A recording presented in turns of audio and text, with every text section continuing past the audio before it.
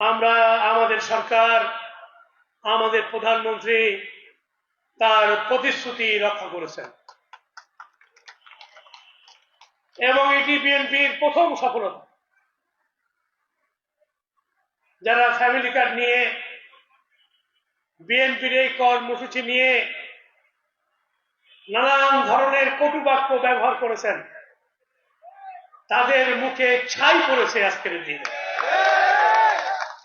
BNP কথা দেয় না, খালি বিএনপি কথা রক্ষা করে এবং এটি হচ্ছে বিএনপির বিশেষত্ব।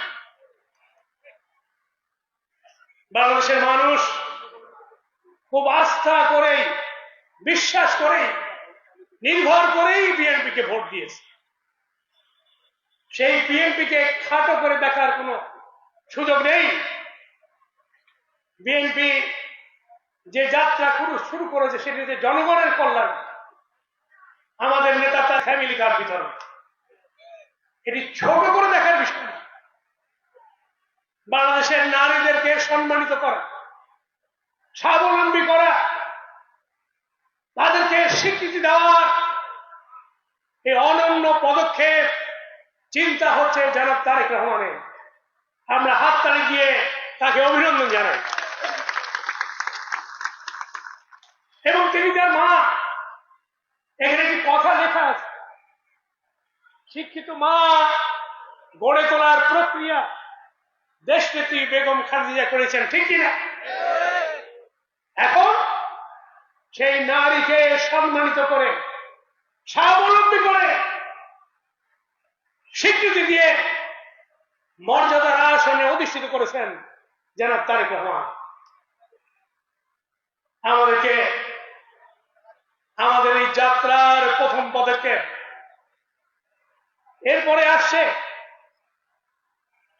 কৃষক কার্ড, এরপরে আসছে স্বাস্থ্য কার্ড, এরপরে আসছে ইমাম খতিবদের বেতন ভাতা, স্বাস্থ্য শিক্ষার আমূল পরিবর্তনের কর্মসূচি নিয়ে যাত্রা শুরু করেছে। আমি আজকের এই মহতী অনুষ্ঠানে উপস্থিত সকলের প্রতি নিবেদন রাখব, বিএনপির এই যাত্রাকে স্মরণ করে রাখতে এবং বিএনপির এই নানামুখী উন্নয়ন কর্মসূচি এগিয়ে নিয়ে যাওয়ার জন্য আমাদের বিএনপির পাশেই থাকতে হবে।